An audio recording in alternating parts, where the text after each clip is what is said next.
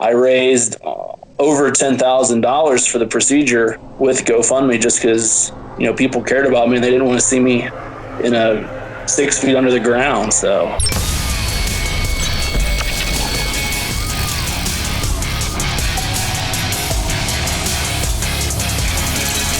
All right, everybody, welcome to the Trial and Error Podcast. Today we are talking with Michael Allbright. Michael, how are you doing?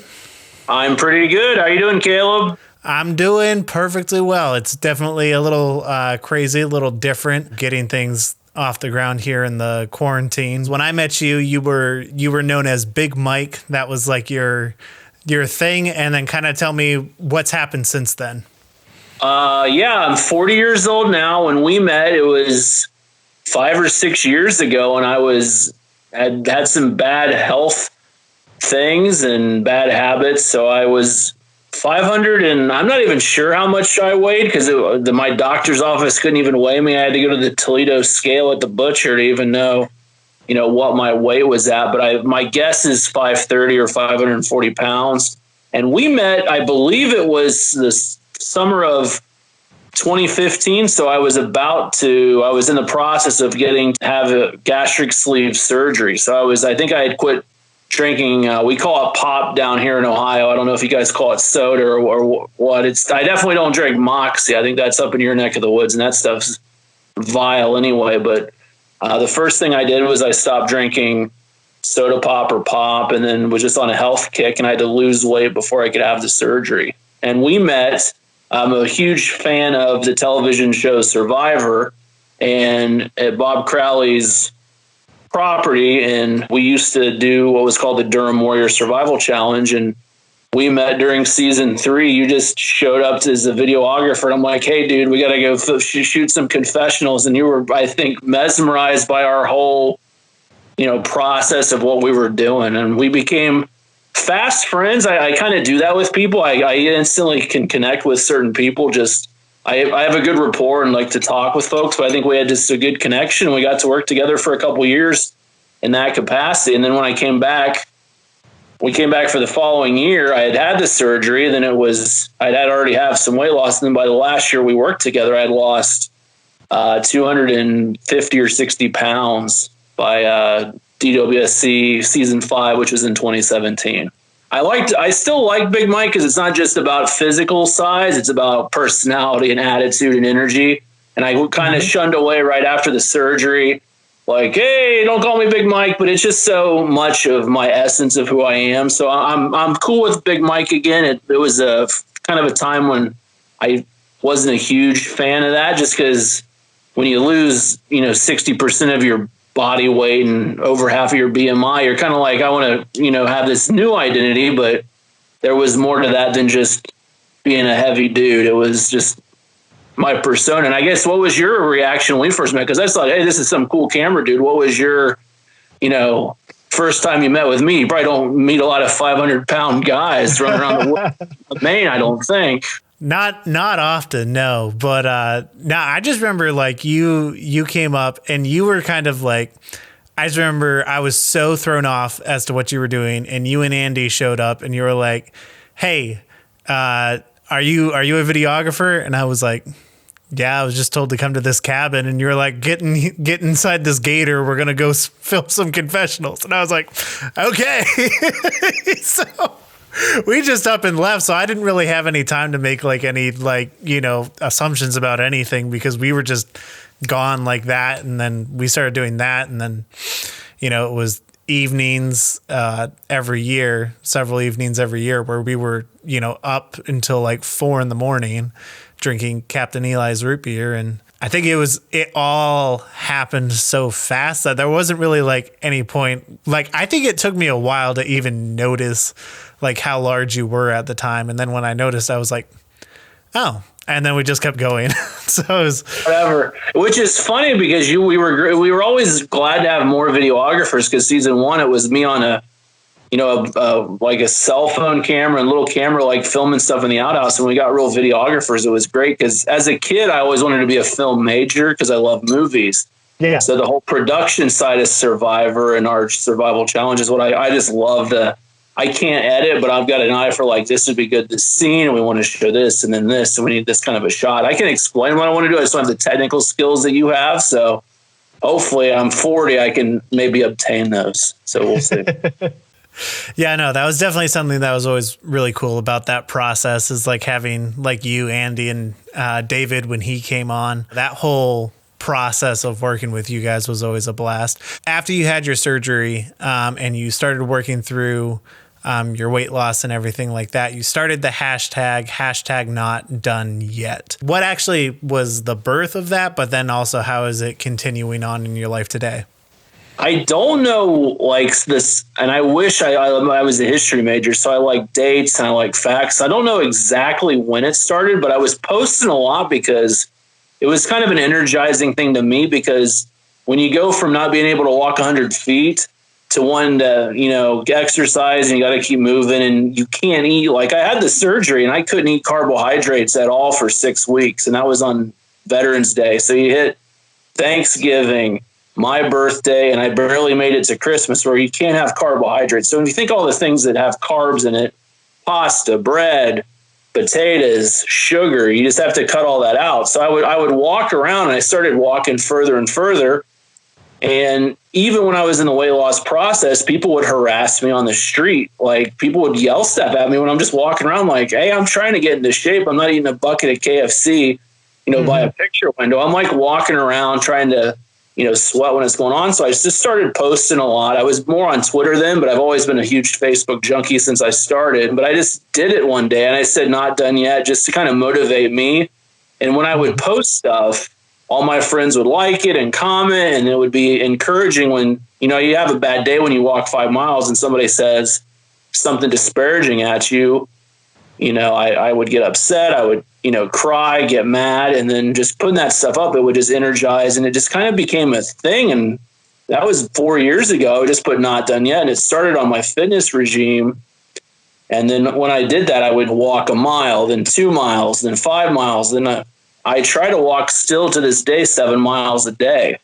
And when you think about just a nice casual walk, if you do it straight, that would take most people about 2 hours and 20 minutes to walk 7 miles. So it was just a hashtag, and it would just motivate me.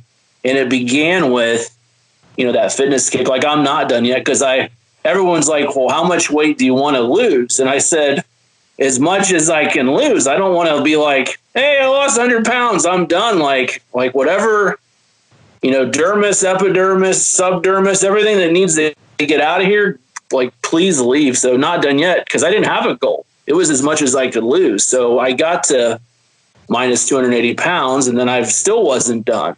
So it was just kind of became my hashtag. I can look it up, like the specific date when it started. I should go back and find that out. No, I think that's actually super interesting, because I know the Marine Corps actually has like a similar mentality where they like no longer do anything where it's like do a fixed number of X, like do a fixed number of push-ups or pull-ups or whatever. It's like do as many as you can till you can't anymore, and then keep going. Is like the mentality that they've instilled in the last couple of years. And it seems like you're kind of in that same boat. It wasn't, I'm going to lose 100 or 200 pounds. It's, I'm going to keep going until, like I can't anymore. You were pretty much at the bottom, and you've been climbing up ever since. And that climb's been getting, steadily, like you're getting used to it. And then you're kind of, being able to get up those higher inclines. And it's the motivation. You've got to, it sucks, the weather, your own mentality. Like I wear holes in every pair of shoes I own because I walk so much. I've got a pair right now that there's a hole in it, but I still like them because they're like my shoes I've broken in. Like I'm a pretty intense person with everything. So I'm not done yet with that pair of shoes, but I should probably throw the one pair away because it's a hole as big as a dime, and it's just going to get bigger. The hashtag not done yet that you've been using has, kind of gone everywhere in your life, including I know you were running politically at one point, and you were using it then. Do you want to talk a little bit about that? Yeah, I ran for the election in 2016 was a little divisive in our country, and I, instead of getting frustrated and going on social media, I said, well, I'll just run for city council and see if I can make a difference. And I ran for the ward. We lived in the city called the Second Ward, and my hashtag was not done yet. And I would use that when I would walk around and talk and on campaign materials. It was actually, I registered my PAC as not done yet, the committee to elect Michael Allbright. But I ran for office and won. Then I had to step down because we moved. And then I ran again, and I would just put not done yet. I've knocked on 100 doors today, but I'm not done yet. And there were a lot of doors to knock on. And the second time I wasn't successful, but I've already planned in 2021 to run again. And it's transitioned to a few other things. Like, I'm the kind of person that I set goals. I don't like to write goals on paper. Like, I hate making to-do lists and that sort of thing, but I like to have goals of what I'm trying to do. So everything I do, until I achieve it, it's, not done yet. And I've done a few other things like that where I'm trying to meet. I'm a huge fan of Survivor. So not done yet when I post pictures about that. I was up in your neck of the woods again, visiting someone we both worked with before he passed, and started getting these license plates, and that was not done yet. Now I'm looking for Canada. If anyone's listening that has Canadian plates, you can connect with me, and I'd love to put your license plate on my wall. And collecting movies and all sorts of stuff. It's just kind of a thing. And it's my catchphrase, and people joke around, friends, and then snarkier friends of mine, they're like, not done yet. I was expecting to get more of that when I lost the election, but most people kind of kept it pretty well contained. That's good. So going forward, what are you doing now that's not done yet? Not done yet. I was at my mom's house and found all my old G.I. Joes to the chagrin of my wife. So I've got the first major box was the actual action figures. So that's one thing, but I've got the boxes that they came in, and the actual, I don't know if you had G.I. Joes as a kid, but there's this huge 8-foot aircraft carrier. I have 2 of them that I bought from other kids, but they're in horrible shape. So I'm trying to clean stuff up, collect it, and then I'm going back and buying the figures I didn't have. And the ones I didn't have are worth a fair amount of money, so it's going to be costing something. But for me, it's an investment, and I've actually been selling my extras, which is psychologically difficult to be sending the guys away. But he's a double, so it doesn't matter that it's, the other Duke is going to go to Oregon or wherever some buyer buys it from. So that's the newest not done yet. And are you still applying for Survivor? Or is that? I applied one time right after I had lost the bulk of the weight. Then I was a political candidate. So from the cycles of being on, I can't within 2 years, but I think that's from being actually in city council as a candidate. So it's all up to casting, and they've actually redone SEG. Survivor Entertainment Group has a new casting director. The former one wasn't a big fan of me, and the other guy I don't know, so that's more optimal. Plus, my wife and I like The Amazing Race, so it'd be fun to do a reality show and get a free chance to go around the world, but I don't want to strain our marriage by arguing in some foreign country doing tasks on that show, because I know we would be fun and entertaining, but we would be combative and passive aggressive and aggressive. How did you get to that point where you knew that was like there had to be a point to turn, and when you did that, what kind of spurred that all on for you? I was at my peak weight, and we were at a conference for sexual assault training, and we were in this auditorium, and it was a 2-day conference, and I broke a chair, and it's me, a couple cops, and 90, of 100 people, 5 of them are guys, me and 4 cops, and a bunch of women in the health profession. So it's about sexual assault prevention. So I'm in front of all these women, and I break a chair. I'm mortified. We go back the next day, and I break another stadium style chair, and I had to walk out, and I started crying. And it was just, I got to this point psychologically where I had tried different things. I had tried Atkins and a bunch of other things, and they just weren't working. Then I went to a session with my mom and dad about, the gastric sleeve surgery, and talking about the history folks have in your body and all the different things. And some of that, some people are dealt a bad hand with genetics, and it's genetics plus bad habits and everything. And I got to the point where it's okay if I do it that way, because I've tried all these other things and it's not worked, because I had high blood pressure, sleep apnea, probably getting close to diabetes, and a bunch of health risks. And then I wanted to do it via my health insurance. And that might be not done yet, may have started. I'm trying to remember. It might have started with my GoFundMe to raise money for the procedure because my health insurance wouldn't pay for it. They deemed it cosmetic.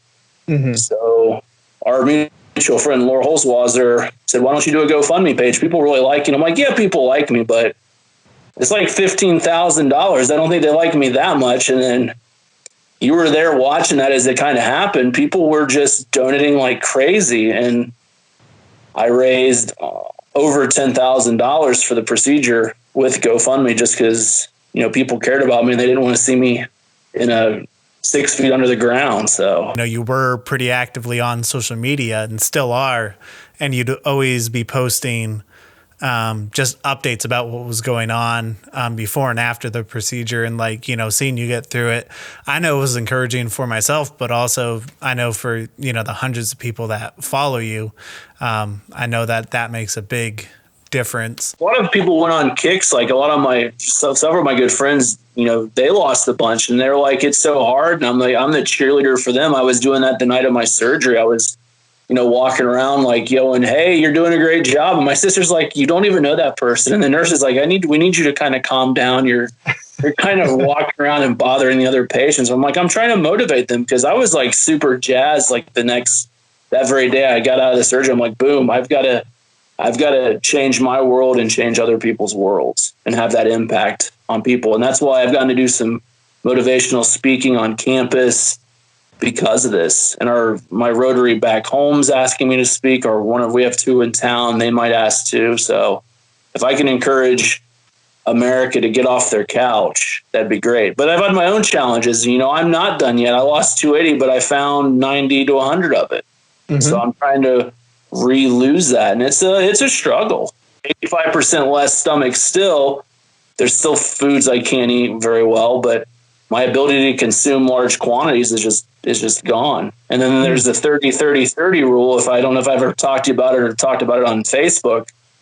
After the surgery, if I'm drinking water, I have to wait 30 minutes and then I have to eat for 30 minutes. And if you ever try to eat without drinking, and then you have to wait another 30 minutes, then you can start drinking water again. So that kind of helps you and yourself adjust. But go to your next meal, Caleb, and don't drink while you eat, and just see how weird and interesting that is. I'll have to try it. I'll have to try that tonight. Currently in society, we're facing something globally, not just in the nation, but around the world. With you not being done yet, is that going to have you found that that's motivated you more? Has it made it more difficult? The biggest thing is I used to be in housing and residence life at work, so I would religiously not do my email on my phone because my wife and I lived right next to campus. My office was 400 feet from our house. So I could go into my office whenever I needed to. So it was like that separation of church and state. Well, for my job, the past 6 weeks, I've had to do almost everything for personal life on my phone, but for my work on my phone. So it's kind of blurred that. So I like how efficient I've become with doing different things and things I never done before, but it also has blurred that separation. So when I go home, I try to separate work from home, but now work is at home. So there is no separation. I'm super touchy-feely, not like the current both presidential candidates, not like that kind of touchy-feely, but I'm the kind of person that wants to handshake people when I see them or high-five people. I love to hug people. And in our, COVID-19 time, that's going to be super adjusted. When we went to see my mom for a holiday, she turned around and she's like, let's rub our backs on each other. I'm like, that is the weirdest thing I've ever heard. So people are like rubbing shoe to shoe and elbow to elbow. And I'm like, spray me down with Lysol. I just want to give you a damn hug. That's kind of where I'm at. So it's a big adjustment. As a history major, I've said, I want to go around and take pictures of all the signs on places we're closed for COVID. We kind of capture the procedures at the grocery store and Walmart. I don't know if you've been there recently, but the past week it's been totally different in Ohio, where there's only one entrance and they're checking you out, and they're counting who's in the store. It's a game changer. It's insane. And it's probably going to get worse before it gets better.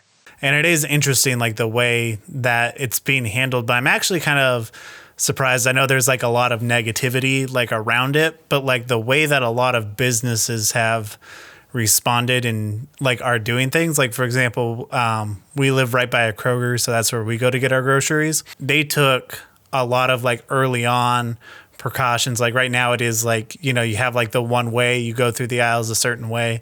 I think there's definitely like a lot of people who stepped up to the plate and like really made a difference, so like that things just wouldn't be terminated out of nowhere. I think there was a lot of stepping up that happened around that. People are embracing that, and I saw on 2 cars, they like, we're in this together, and I'm like, I guess I wasn't paying attention before today, but I've been seeing that on cars.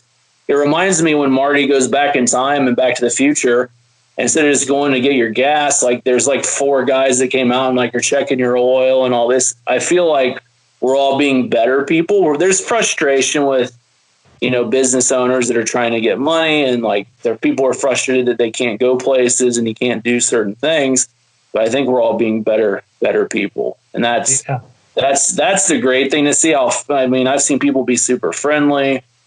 People are being cooperative, and then just like supporting your local businesses. I know in our town, there's a big, hashtag about doing that. So every time people do stuff in town, all my friends are like, hey, it's the General Denver. Hey, it's this place. Hey, it's that place. And I hope they're doing that in your community too, because these local businesses, it's really weird to not be able to congregate anywhere. It's kind of like a zombie movie or something. I don't know.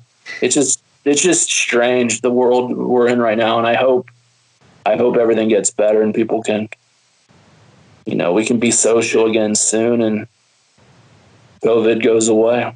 Yeah. So in our last few minutes of the podcast, I'm actually interested, just to keep pursuing this conversation, how do you think this will change society after the fact? As an avid person that's loved movies since I was a little kid, I'm kind of worried that we're never going to get to do that again. We're not going to get to see Star Wars with the 10th one when they decide to spend more money to make more money. I don't know if we're going to go to the theater again. I don't know how. Sports will be different. Stuff like several of my students who are graduating, we can't have commencement. They're getting ready to get married, and they're like, well, we can have 10 people. A wedding list is already like super tough to get on like the list of your friends, and like, oh, we'll invite you. We want a gift, but we only have room for so many people and all this. Like, you can have 10 people. Like, how do you pick 10 people to come to your wedding? Or you've spent 4 years in school and you don't, or the high school kids, 13 years in school, and well, we're going to do a virtual commencement. Like, what? Like, it's going to change things, but it's just like everything that happens throughout history. There's been, events like this before, and human race has gotten through it. So we'll persevere and get through it. It is an adjustment for everybody. How do you think the hashtag Not Done Yet can help somebody who might be out there listening to this podcast, and maybe they're going through something difficult, and you've been to the extreme of that? Just what would you say to that person, just bringing this full circle? I would tell that person listening that you can do whatever you're trying to do. And I forget the specific analogy, but take it one bite at a time, because food was my issue. Like, you can't eat a 6-foot party sub at once. You need to take it bit by bit. I started barely able to walk 100 feet. And one day for Relay for Life, I walked 31 miles. There's a bunch of steps between 100 feet and 31 miles. So whatever that analogy is for whatever they're dealing with, just take it one day at a time and use your support network. That was huge for me, whatever that is. If that's your family, your friends, your coworkers, if religion's a huge part of your life, use that, pray upon it. You can do whatever you're trying to do. Just the biggest thing I think I had to get to the point was where I could believe in myself, because I don't think I always, I was a confident person, but for a lot of the time I didn't really believe in me. And now I do believe in me. Yeah, no, that is awesome. Well, thank you, Michael, for being a guest on the show. It's been great to have you and talk to you. If people were to find you on social media, what's the best place for them to catch you at? I exist on Twitter, Zach's Big Mike, and that's for the fraternity I used to advise. But the best way to find me is on MySpace. Just kidding. It's Facebook, and it's actually michael.bigmike.allbright.